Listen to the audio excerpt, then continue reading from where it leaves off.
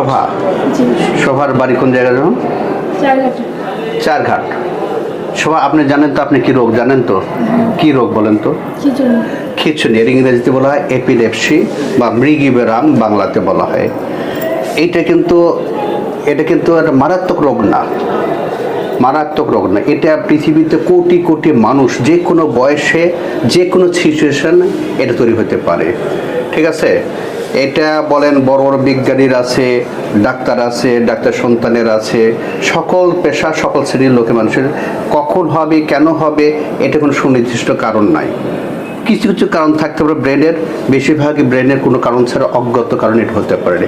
এটা মগজের মধ্যে ব্রেনের যে শর্ট সার্কিট কারেন্টের ইয়েগুলো থাকে সিস্টেমের এটা হলো এলোমেলো কিছু একটা ধারাবাহিকতার সমস্যা করে, তখনই এটা হয়।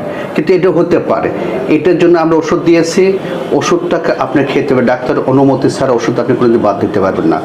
এই রোগে কিন্তু মানুষ মরে যায় না, কিন্তু মানুষ মরে এই রোগের কারণে অ্যাক্সিডেন্টে মানুষ মারা যায়।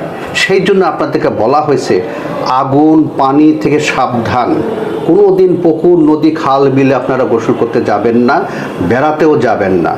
এবং আগুন চলছে, আগুনের অবস্থা একটু সতর্ক থাকতে হবে, জীবনে তো চলতে হবে।